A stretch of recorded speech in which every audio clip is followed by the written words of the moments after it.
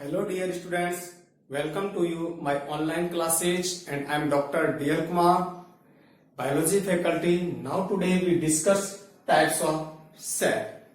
In previous video we discuss कोशिका की खोज, कोशिका की साइज, कोशिका का आकार और उसके जीवन अवधि की अपन ने बात की थी और आज के अपन इस वीडियो में बात करेंगे कोशिका के प्रकार। कोशिका के कौन कौन से प्रकार सजीव जगत में या लिविंग ऑर्गेनिज्म में उपस्थित होते हैं। तो सजीवों के शरीर में विभिन्न प्रकार की कोशिकाएं उपस्थित होती है और उन विभिन्न प्रकार की कोशिकाओं के जो 6 वर्ग बनाए गए हैं। तो सजीवों के शरीर में 6 प्रकार की या 6 अलग अलग विभिन्न रूपों वाली या अलग अलग विशेषताओं वाली कोशिकाएं सजीवों के शरीर में उपस्थित होती है। उन्हीं की आज हम बात करेंगे। तो हम सबसे पहले बात करते हैं नंबर 1 जो कोशिका है, जो उसके प्रकार अपन बात करें तो वो है प्रोकैरियोटिक कोशिका। प्रोकैरियोटिक कोशिका। प्रोकैरियोटिक कोशिका देखिए, प्रोकैरियोटिक कोशिका है, यूकैरियोटिक कोशिका है, मेसोकैरियोटिक कोशिका है। 3 प्रकार की दी हो गई, प्रोकैरियोटिक, यूकैरियोटिक, मेसोकैरियोटिक। और 3 प्रकार की जो है वो है अविभेदित, विभेदित और पुनः विभेदित। ये 3 प्रकार की वो कोशिका है। तो ये 6 प्रकार की कोशिकाएं सजीवों में उपस्थित होती है। चलिए अपन सबसे पहले बात कर रहे हैं प्रोकैरियोटिक कोशिका। देखिए, जो प्रोकैरियोटिक वर्ड है ये 2 वर्डों से बना है, प्रो यानी प्रो और दूसरा वर्ड है कैरियन। 2 शब्दों से बना है। प्रो मीन्स क्या है भी? प्राइमेटिव, प्राइमेटिव या प्रिमेटिव कह सकते हैं अपन या प्राइमेटिव कह सकते हैं। और कैरियन मीन्स होता है भी न्यूक्लियस, न्यूक्लियस या केंद्रक, न्यूक्लियस या केंद्रक। तो देखिए, प्रोकैरियोटिक कोशिका कौन सी कोशिकाओं कहते हैं? जिसमें प्रिमेटिव न्यूक्लियस उपस्थित होता है। प्रिमेटिव न्यूक्लियस यानी जिसमें आद केंद्रक, प्रिमेटिव को अपन कह सकते हैं आद, यानी जो सबसे ओल्डेस्ट है वो सिंपल न्यूक्लियस प्रेजेंट होता है। तो इसमें वेल डेवलप्ड न्यूक्लियस का क्या रहता है भी? अभाव। तो अपन बात करें यहां प्रोकैरियोटिक सेल में तो सुविकसित केंद्रक का अभाव होता है। किसमें? प्रोकैरियोटिक सेल में। दूसरी, सभी जो कोशिकांग है तो झिल्ली युक्त कोशिकांग का भी अभाव होता है। अब एक अपन बात करें कि प्रिमेटिव या जो केंद्रक है या आद केंद्रक है, उससे हमारा तात्पर्य क्या है? तो इस प्रकार के जो केंद्रक होते हैं इसमें केंद्रक में, तो देखिए भी आद केंद्रक अपन कहें कि आद केंद्रक क्या है? तो इस केंद्रक में जो प्रिमेटिव न्यूक्लियस है इसमें केंद्रक झिल्ली या केंद्रक जो इनवेलॉप है वो केंद्रक झिल्ली, केंद्रक द्रव्य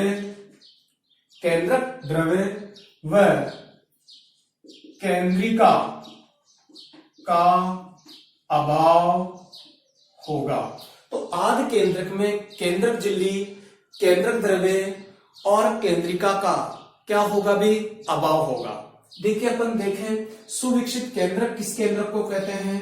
तो ये इसमें एक केंद्रक झिल्ली हो गई, इस तरीके से ये केंद्रक झिल्ली होगी और ये इसमें न्यूक्लियोप्लाज्म भरा हुआ है, ये इसमें क्रोमेटिन नेटवर्क उपस्थित है और ये इसमें न्यूक्लियोलस है। इस तरीके के केंद्रक को वेल डेवलप्ड न्यूक्लियस अपन कहेंगे, परंतु इस कोशिका में इस तरीके का केंद्रक नहीं है। इसमें क्या होगा कि इसमें केंद्रक झिल्ली नहीं है, केंद्रक द्रव्य नहीं है, केंद्रिका नहीं है, तो केवल क्रोमेटिन नेटवर्क उपस्थित होगा। इस तरीके के ओपन न्यूक्लियस प्रेजेंट होगा इस कोशिका में। तो प्रोकैरियोटिक कोशिका में एक सुविकसित केंद्रक नहीं होता है, एक प्रिमेटिव न्यूक्लियस या एक आध केंद्रक उपस्थित होता है। इस तरीके का केंद्रक होगा जिसमें क्रोमेटिन नेटवर्क होगा और वो ओपन रूप में कोशिका के कोशिका द्रव्य में रहेगा। तो इसमें ये इस प्रकार का केंद्रक है। आगे अपन बात करें तो देखिए जो प्रोकैरियोटिक कोशिका है, उस प्रोकैरियोटिक कोशिका में तो अपन बात करें ऐसी, इसकी परिभाषा बात करें तो ऐसी सेल जिसमें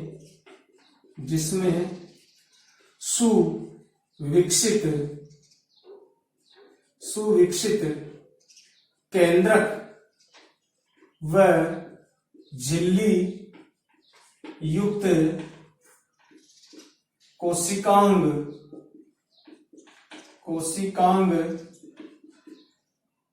नहीं होते, उससे अपन क्या कहेंगे बेटा? उससे अपन प्रोकैरियोटिक कोशिका कहेंगे। आगे अपन बात करें इनका क्रोमेटिन नेटवर्क, क्रोमेटिन जाल। जो प्रोकैरियोटिक कोशिका है उसका जो क्रोमेटिन जाल है वो DNA plus RNA plus non stone protein का बना है। तो इनका जो ये क्रोमेटिन जाल है ये डीएनए डीऑक्सी राइबोन्यूक्लिक अम्ल, आरएनए राइबोन्यूक्लिक अम्ल और नॉन स्टोन प्रोटीन यानी ऐसे प्रोटीन, देखो प्रोटीन जो है वो किसके बने होते हैं? एमिनो एसिड के।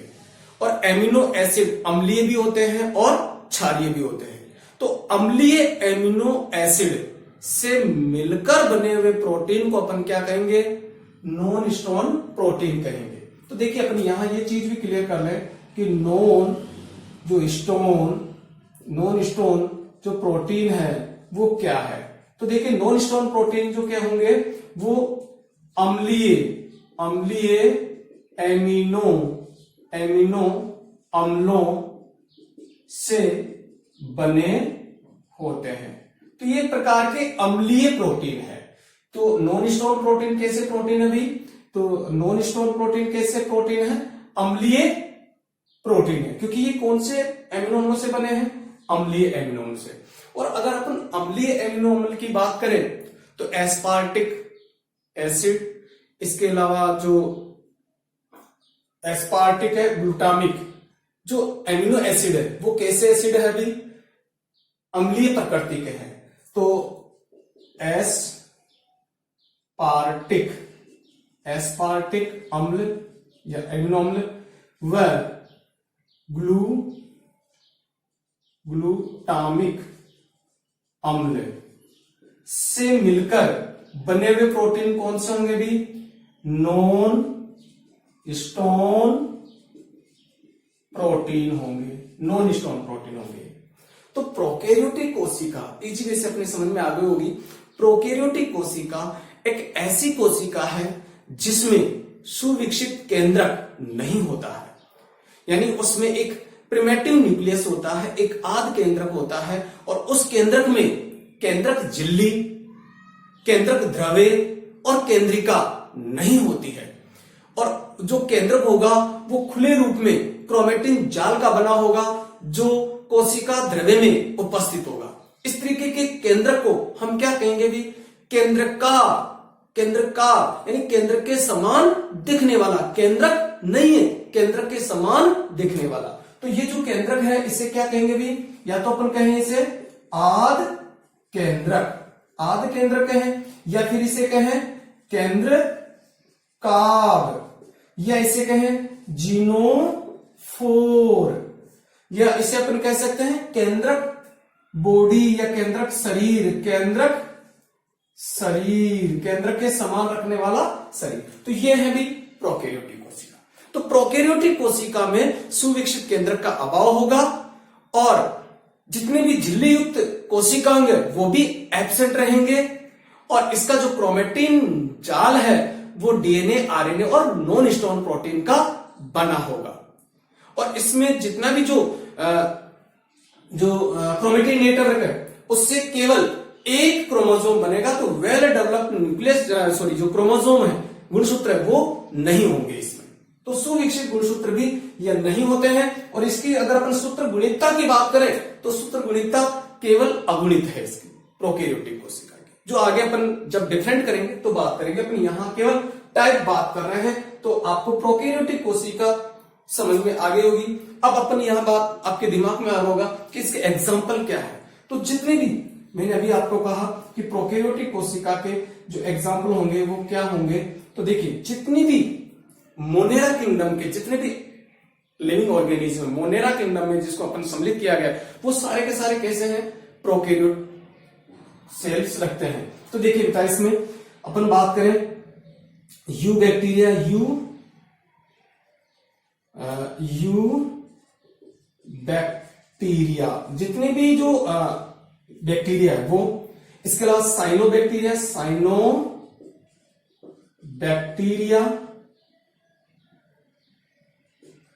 बैक्टीरिया, इसके अलावा अपन बात करें ऑर्की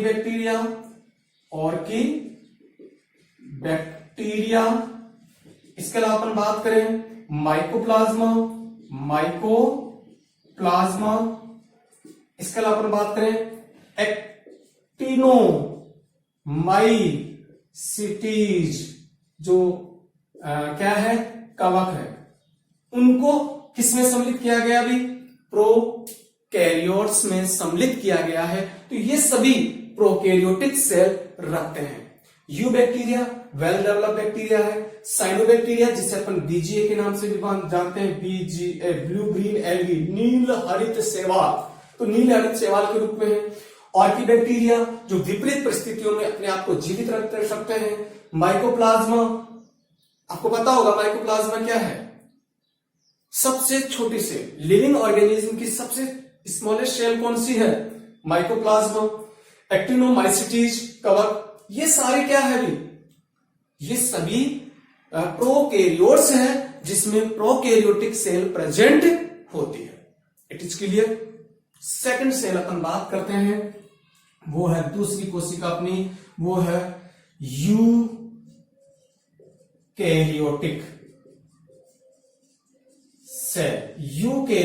सेल।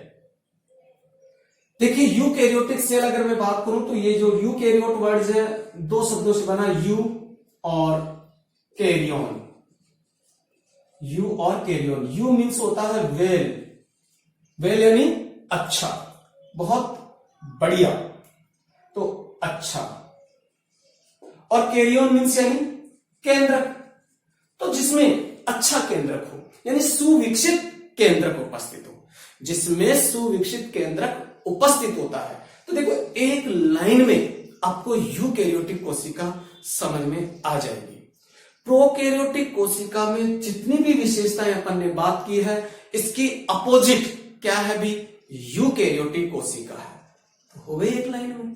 तो देखिए अब अपन बात करें कि यहां वर्ड था प्रो और कैरियन, यहां वर्ड है यू और कैरियन। यू मीन्स अच्छा, कैरियन मीन्स केंद्र, यानी जिसमें सुविकसित केंद्र उपस्थित हो। यहां लिखा सुविकसित केंद्र का अभाव, तो यहां क्या होगा बेटा, सुविकसित केंद्रक प्रेजेंट उपस्थित होगा, एब्सेंट नहीं होगा। झिल्लीयुक्त कोशिकांग का भी अभाव होगा, तो यहां क्या होगा बेटा, झिल्ली युक्त कोशिकांग उपस्थित होंगे। जितने भी झिल्ली कोशिकांग है, कोशिका के अंदर जितने भी कोशिकांग है, और कोशिकांग आपने सुने होंगे, माइटोकॉन्ड्रिया है, गोल्जी बॉडी है, अंतःप्रद्रवी जालिका है, हरित लवक है, ठीक है, राइबोसोम है, ये सारे जो कोशिकांग है इसमें उपस्थित होंगे। एक बात मैं यहां पर बता दूं, जो कोशिकांग राइबोसोम होगा इसमें भी होगा राइबोसोम, इसमें भी उपस्थित होगा, परंतु ये राइबोसोम 70S प्रकार का होगा प्रोकैरियोट में। यहां जितने भी जो राइबोसोम होगा, राइबोसोम होगा, परंतु ये 80S प्रकार का होगा। ये S क्या है? सब्लिमेशन पॉइंट, शावेनबर्ग इकाई है, जो आगे अपन बात कर लेंगे। तो राइबोसोम यहां भी होगा, जो कि झिल्ली रहित है, क्योंकि ये इसके कोई झिल्ली नहीं होती है। तो मैंने यहां लिखा है, देखो, झिल्ली युक्त कोशिकांग एब्सेंट, ये झिल्ली रहित है तो ये प्रेजेंट है, और ये 17S प्रकार का होगा। यहां जो राइबोसोम होगा वो 80S प्रकार का होगा। आगे अपन बात करें, देखो, आद केंद्रक यानी केंद्रक झिल्ली युक्त कोशिकांग अभाव होगा। यहां केंद्रक कैसा होगा बेटा? विकसित। तो देखिए, विकसित केंद्रक। अब विकसित केंद्रक में क्या होगा? मैंने अभी आपको पहले बताया था कि ये केंद्रक झिल्ली उपस्थित होगी, तो ये केंद्रक झिल्ली होगी, न्यूक्लियर इन्वेलॉप हो गया, ठीक है। उसके बाद ये न्यूक्लियोप्लाज्मा हो गया, ये न्यूक्लियोप्लाज्मा हो गया, ये क्रोमेटिन नेटवर्क हो गया, ये क्रोमेटिन नेटवर्क हो गया, ये क्रोमेटिन, ये न्यूक्लियोलस हो गई, केंद्रिका हो गई, ये है इसमें यूकेरियोटिक कोशिका। इस तरीके का केंद्र होगा, जबकि प्रोकैरियोटिक कोशिका में इस तरीके का केंद्रक उपस्थित होगा। तो यूकेरियोटिक कोशिका में एक वेल डेवलप न्यूक्लियस प्रेजेंट होता है और सारे सेल ऑर्गेनेलीज प्रेजेंट होते हैं, जबकि जो प्रोकैरियोट कोशिका है उसमें वेल डेवलप न्यूक्लियस और सारे सेल ऑर्गेनेलीज क्या होते हैं? एब्सेंट रहते हैं। आगे पर बात करें तो देखिए, यहां तक की बात हो गई ऐसे सेल्स, इसकी डेफिनेशन अपन बात करें किसकी? यूकेरियोटिक कोशिका की। तो ऐसी कोशिका जिसमें सुविकसित केंद्रक व सभी झिल्ली युक्त कोशिकांग उपस्थित होते हैं, सारे के सारे सब उपस्थित हो, तो उसे अपन क्या कहेंगे? यूकेरियोटिक कोशिका कहेंगे। देखो, मैं अपोजिट कर रहा हूं इसके, बिल्कुल आगे और कुछ नहीं कर रहा। अब अपन बात करें क्रोमेटिन जाल, तो यहां की अपन क्रोमेटिन जाल की बात करें तो क्रोमेटिन जाल की अपन बात करें तो डीएनए होगा, DNA plus RNA plus non stone या स्टोन प्रोटीन। नॉन स्टोन भी हो सकता है और स्टोन भी हो सकता है, बाकी स्टोन प्रोटीन प्रेजेंट होगा। अपन याद रखें कि क्रोमेटिन जाल जो यूकेरियोटिक कोशिका है, यूकेरियोटिक कोशिका का जो क्रोमेटिन जाल है वो डीएनए, आरएनए और स्टोन प्रोटीन से मिलकर बना होगा। तो वो हो गया कौन सी? यूकेरियोटिक कोशिका। अब अपन बात करें कि स्टोन प्रोटीन क्या है, तो स्टोन प्रोटीन, देखो बेटा, स्टोन प्रोटीन, देखो मैंने यहां लिखा नॉन स्टोन अम्लीय एमिनो अम्लों से बने होते हैं। तो ये कैसे? क्षारीय अमीनो अम्लों से बना होगा। तो क्षारीय एमिनो अम्लों से जो प्रोटीन बनेंगे उन्हें अपन क्या कहेंगे? Stone protein. अब देखिए, यहां कौन कौन से एमिनो अम्ल भाग ले रहे थे? एस्पार्टिक अम्ल और ग्लूटामिक अम्ल। यहां अगर अपन क्षारीय एमिनो अम्लों की बात करें तो क्षारीय एमिनो अम्ल कौन कौन से होंगे? तो वो अपन बात करें लाइसिन,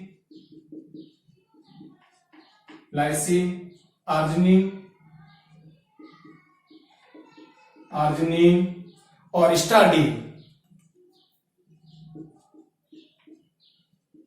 ये कौन से एमिनो अम्ल है? क्षारीय एमिनो। ये अमीनो अम्ल मिलकर क्या बनाएंगे? स्टोन प्रोटीन बनाएंगे।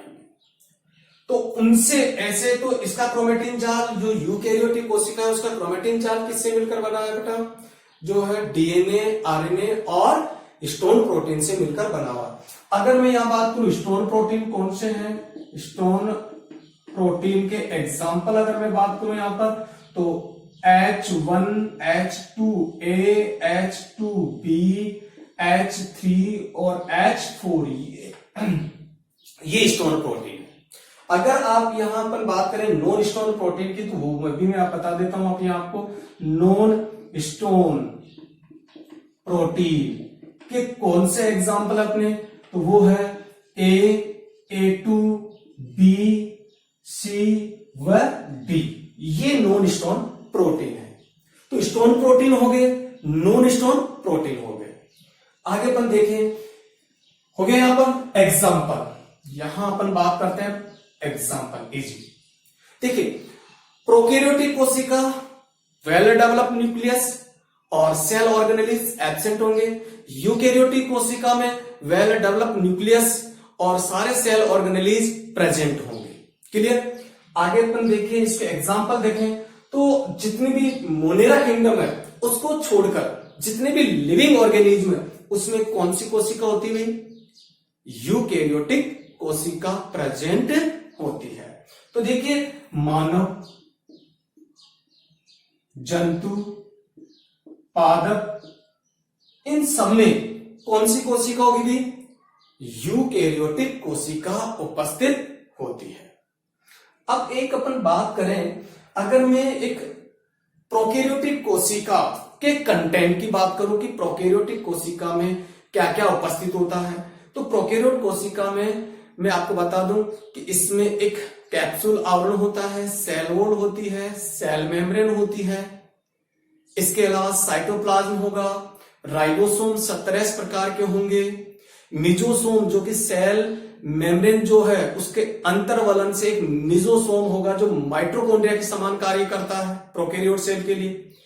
इसके अलावा इसमें गैस, जो गैसीय वैक्यूल्स है वो, यानी गैसीय रिक्तिकाएं, फूड ग्रेन्यूल, भोजन के कण, और भी इनऑर्गेनिक ग्रेन्यूल्स और थाइलेकोइड्स प्रेजेंट होती है। जितने भी जो प्रकाश संश्लेषी जीवाणु है उसमें एक पटलिका तंत्र के रूप में एक रचना पाई जाती है जिसमें फोटोसिंथेसिस होता है, वो प्रेजेंट होते हैं। इसके अलावा इसमें प्लाज्मिड, एपिसोम, ये पॉलीराइबोसोम ये प्रेजेंट होते हैं, जो कि अपन आगे स्ट्रक्चर में देखेंगे। अगर मैं यूकैरियोटिक कोशिका की बात करूं तो इसमें cell wall, cell membrane, cytoplasm, nucleus well develop होगा और सारे सेल ऑर्गेनेलिज यानी mitochondria, chloroplast, lysosome, Golgi body, endoplasmic reticulum, ये सारे सेल ऑर्गेनेलिज इसमें प्रेजेंट होंगे। अब देखिए, ये जो यूकैरियोट कोशिका है इसके दो प्रकार होते हैं डायरेक्ट, वो भी अपन बात कर लें। यहां पर ये दो रूपों में होगी, एक होगी पादप सेल और दूसरी होती है जंतु सेल। पादप सेल और जंतु सेल। देखिए, पादप सेल में सेल वॉल जो है वो प्रेजेंट होती है, प्रेजेंट होगी। इसके अलावा अपन बात करें क्लोरोप्लास्ट, जो कि प्रकाश संश्लेषणकारी इकाई है जिसे अपन हरित लवक कहते हैं, हरित लवक प्रेजेंट होगा, उपस्थित होगा। और ये जो कोशिकाएं हैं ये कैसी होगी बेटा? ये एक ऑटोट्रोपस होगी, यानी स्वपोषित होगी, जो अपना भोजन स्वयं संश्लेषित करती है, उसे अपन क्या कहते हैं? स्वपोषी बोलते हैं। तो ये स्वपोषी सेल होगी, स्वपोषी सेल है ये। अगर मैं जंतु कोशिका की बात करूं तो इसमें सेल वॉल क्या होती है बेटा? सेल वॉल की अगर अपन बात करते हैं, सेल वॉल, तो ये होती है एब्सेंट होती है इसमें। हरित लवक बात करें तो ये भी क्या होता है? हरित लवक भी एब्सेंट होगा। और ये कैसी होगी? परपोषी होगी। देखो, स्वपोषी जो अपना भोजन स्वयं बनाती है, पर आप अगर रेंट पे लेकर अपना भोजन स्वयं बना रहे हो तो आप स्वपोषी नहीं है। यहां बनाने से मतलब आप तो गेहूं को मॉडिफाई करके उसका चपाती बना के खा रहे हो, ये संश्लेषण करना नहीं है। आप अपने आप को स्वपोषी मत मान लेना कि मैं अपना भोजन स्वयं बनाता हूं तो मैं स्वपोषी हो गया, नहीं। यहां है फूड मटेरियल खुद सिंथेसाइज करते हैं। तो देखिए, आपने देखा होगा प्लांट जो है फोटोसिंथेसिस, प्रकाश संश्लेषण की क्रिया के माध्यम से जो ग्लूकोज है खुद तैयार करते हैं। क्या ग्लूकोज आप तैयार करते हो? नहीं। हम प्लांटों से भोजन या जंतुओं से भोजन लेते हैं तो हम परपोषी है। तो अपनी जो सेल में, अपनी जो बॉडी है उसमें परपोषी कोशिकाएं होगी और प्लांट की जो बॉडी है उसमें कौन सी सेल होगी भी? स्वपोषी कोशिकाएं होती है। तो ये दो तरीके की होती है यूकैरियोटिक सेल। अब अपन तीसरा प्रकार एक और बात करते हैं, कौन सी सेल है? मीजोकैरियोटिक। मीजोकैरियोटिक। मध्यवर्ती सेल, मध्यवर्ती कोशिका, मध्यवर्ती कोशिका। देखो बेटा, प्रोकैरियोटिक सेल और यूकैरियोटिक सेल के मध्य की एक और कोशिका होती है जो दोनों के गुण रखती है, उसे अपन कहते हैं मध्यवर्ती कोशिका। ये कोशिका बिल्कुल जो होगी वो बिल्कुल यूकैरियोटिक कोशिका के समान होगी, बिल्कुल एक डिफरेंट है, केवल वो मैं आपको बताऊंगा। तो केवल पूरी बिल्कुल सेम किसकी होगी, यूकैरियोटिक कोशिका की सेम होगी। तो अपन बात करें तो इसमें देखो ये जितनी भी जो प्रॉपर्टी अपन ने, सुविकसित केंद्रक उपस्थित होगा, झिल्लीयुक्त कोशिका उपस्थित होंगे मीजोकैरियोटिक में, सुविकसित केंद्रक उपस्थित है। ऐसी कोशिका जिसमें सुविकसित केंद्रक व सभी झिल्लीयुक्त कोशिका उपस्थित होते हैं मीजोकैरियोटिक कहलाती है।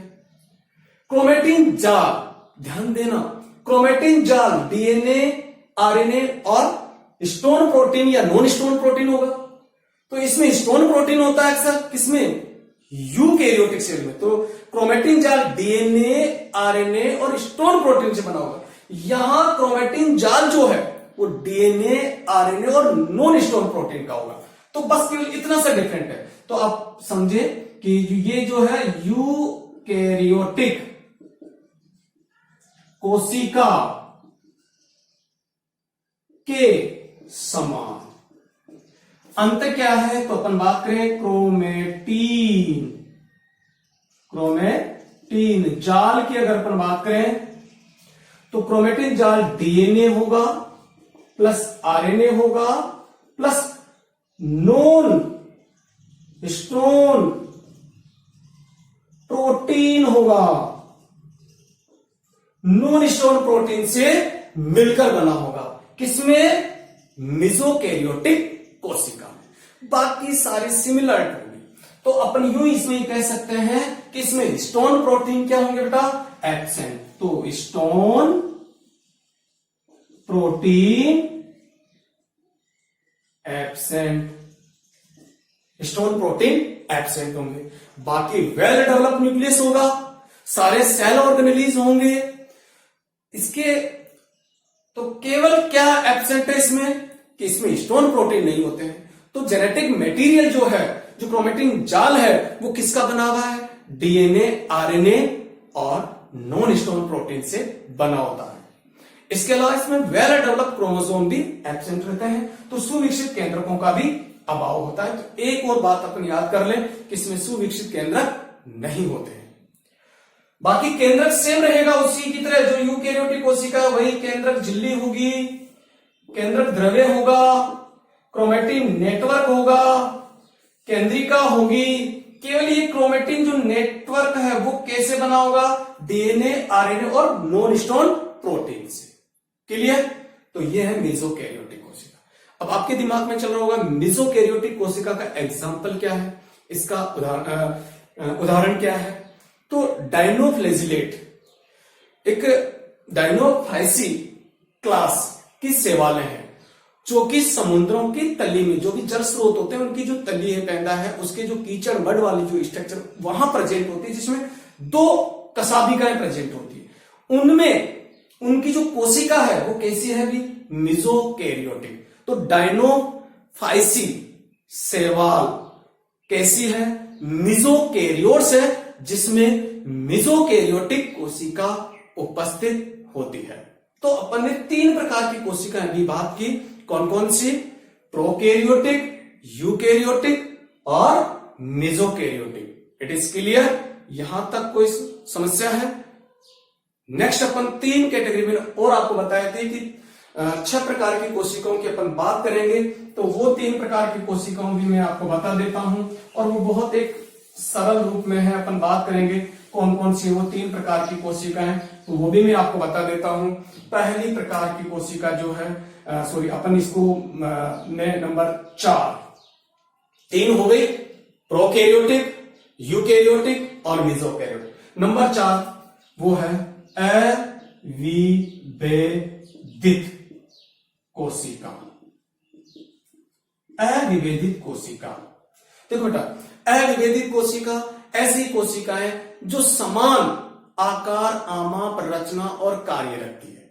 तो कोशिका ऐसी कोशिकाएं जो समान रंग, रूप, आकार, आमाप या आयतन रखती है, उसे अपन क्या कहेंगे? अविभेदित कोशिकाएं। तो देखिए, ऐसी सेल्स जो समान संरचना, कार्य, आकार, आकृति रखती है, क्या कहलाएगी बेटा? अविभेदित कोशिका। दूसरी, इनमें विभाजन की क्षमता होती है, नई कोशिकाएं बनाती रहती है, तो विभाजन की क्षमता उपस्थित, तो नई कोशिकाएं बनाती रहेगी। जैसे एक सेल है, इस एक सेल से ये विभाजित होकर 2 सेल बना लेगी, 2 सेल से विभाजित होकर कितनी? 4 सेल बना लेगी, 4 से 8 बना लेगी। इस तरीके की गुण इनमें पाया जाता है। अगर मैं एग्जाम्पल के रूप में बात करूं तो ईजी क्या है अपना एग्जाम्पल, क्या है इसका? अविभेदित सेल का। तो वो अपन बात करें तो देखिए, मेरिस्मेटिक सेल पादपों की विभजोतक कोशिकाएं, नाम सुना है विभजोतक कोशिकाओं का? विभजोतक कोशिकाएं यानी अनिश्चित काल तक विभाजित होती रहती है, वो कोशिकाएं क्या है? विभजोतक कोशिकाएं। तो विभजोतक कोशिकाएं कैसी है? भी अविभेदित सेल है। तो मेरिस्मेटिक या विभजोतक सेल, यह है प्लांट में। अगर मैं जंतुओं की बात करूं तो स्टेम सेल जो कि जंतुओं में उपस्थित होती है, तो ये कैसी है? भी अविभेदित कोशिका है। नंबर 5 अपन बात करते हैं तो वो है विभेदित कोशिका, विभेदित सेल्स। इन्हें अपन अनडिफरेंटेड सेल भी कहते हैं, और ये है डिफरेंटेड सेल। विभेदित कोशिका, देखो विभेदित यानी जिसमें अंतर हो, ये तो सबसे एक जैसी। देखो, ऐसी सेल्स जो समान रचना, कार्य, आकार रखती है, समान रचना है, समान आकृति है, समान फंक्शन है उनके, वो कोशिकाएं हैं, यानी विभेदन नहीं। अविभेदन नाम से पता लग रहा है, जिनमें अंतर नहीं। यहां क्या लग रहा है? जिनमें अंतर है। तो ऐसी सेल, देखो आप खुद ही बता दोगे, ऐसी सेल्स जिसमें या जिनकी संरचना,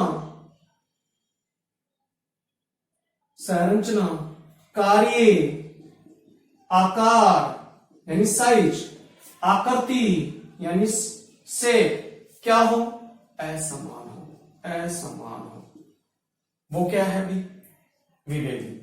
और देखो, ये प्रत्येक कोशिका एक निश्चित कार्य रखेगी, निश्चित आकार रखेगी, निश्चित आकृति रखेगी।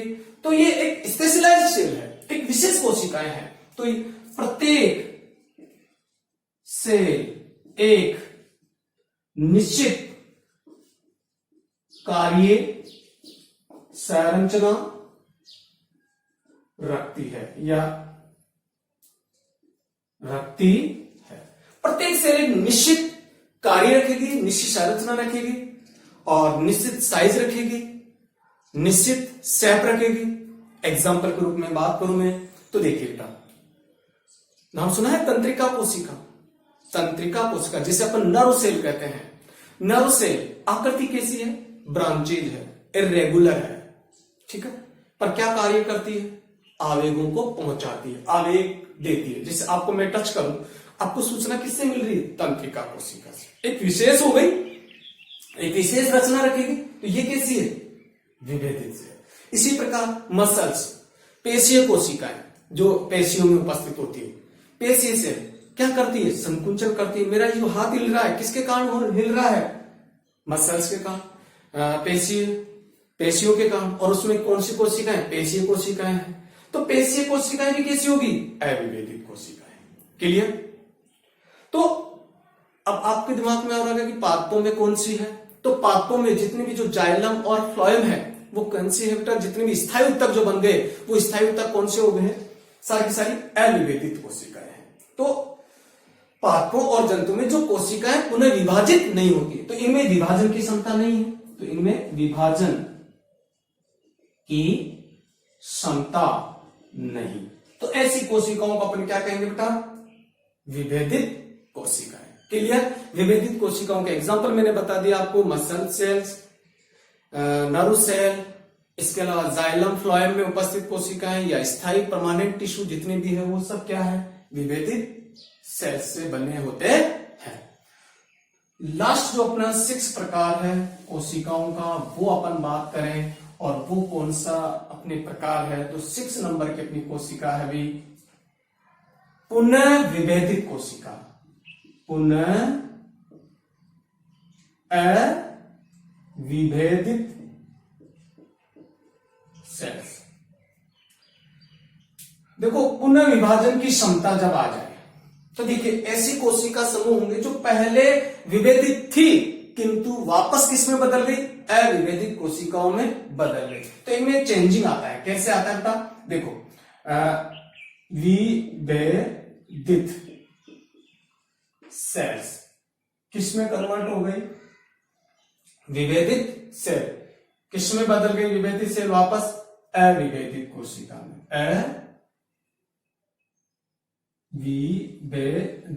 अविभेदित सेल्स में बदल गई, और ये अविभेदित सेल वापस किस में बदल जाएगी? विभेदित सेल में बदल जाएगी। तो देखिए, ये बन गई थी अपनी विभेदित सेल, वापस किस में कन्वर्ट हो रही है? अविभेदित सेल में।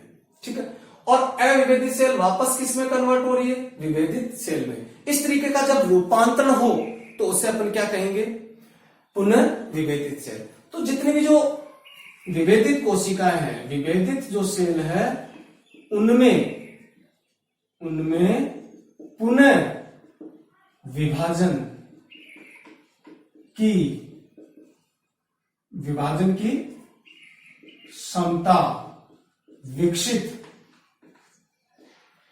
हो जाती है, और वो किस में बदल जाती है? पुनः विभेदित सेल में बदल जाती है। तो देखिए, अपने एग्जाम्पल के रूप में अपन बात करें इसकी, तो सेकेंडरी ग्रोथ होती है, द्वितीयक वृद्धि होती है, पेड़ पौधों की लंबाई में वृद्धि होती है, फिर तना मोटा होता जाता है।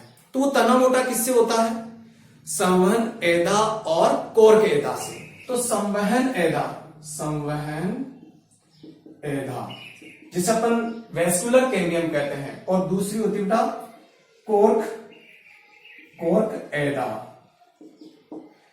कोर्क एदा।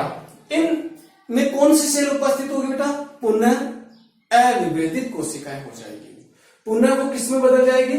अविभेदित प्रकृति में बदल जाएगी, स्थायी कोशिकाएं होने के बावजूद, यानी विभेदित कोशिका होने के बावजूद भी। और क्या करेगी? द्वितीयक वृद्धि होगी पादपों में, जिससे उनकी मोटाई में, डायामीटर में क्या होगी? मोटाई में वृद्धि होगी। तो ये है। अगर मैं बात करूं जंतुओं में, तो ये तो हो गए पादपों में पुनः विभेदित सेल। अब अपन बात करें जंतुओं में, तो जंतु में देखो, आपकी कोई चोट लग गई, वहां पहले कोई कोशिका कौन सी नहीं थी? अविभेदित नहीं थी, परंतु आपकी चोट लग गई तो वहां कौन सी सेल थी? जैसे आपके मान लीजिए अपने हाथ में, यहां पर, अभी मेरे यहां पर कौन सी कोशिका है? विभेदित सेल्स है। अब आपकी कोई यहां चोट लग जाती है, जैसे चोट लगेगी तो यहां आसपास की कोशिकाएं वापस किसमें कन्वर्ट हो जाएगी? अविभेदित कोशिकाओं में बदल जाएगी, और घाव भर जाएगा। भरता है या नहीं भरता घाव? तो वही है। तो घाव का भरना, उस समय कोशिकाएं क्या हो रही बेटा? विभेदित सेल वापस किसमें बदल गई? अविभेदित सेल में बदल गई। इसी प्रकार रीजनरेशन, अपने पुनरुद्भवन का नाम सुना होगा। छिपकली देखिए, छिपकली की पूंछ टूट जाती है, वापस पूंछ आ जाती है, तो वहां पहले पूंछ जब थी तब वहां कौन सी कोशिकाएं थी? विभेदित सेल थी। ठीक है, अब जैसे पूंछ टूट गई, वापस वो कोशिकाएं जो विभेदित सेल थी वो किसमें कन्वर्ट हो जाएगी? अविभेदित कोशिकाओं में, और वहां सेल डिवीजन होगा और वापस पूंछ का निर्माण होगा। तो ये अपन ने 6 प्रकार की कोशिकाएं बात की, प्रोकैरियोटिक, यूकैरियोटिक, मेसोकैरियोटिक, अविभेदित, विभेदित और पुनः विभेदित या पुनः अविभेदित कोशिकाओं की बात की। Okay, thanks students. जय हिंद, जय भारत।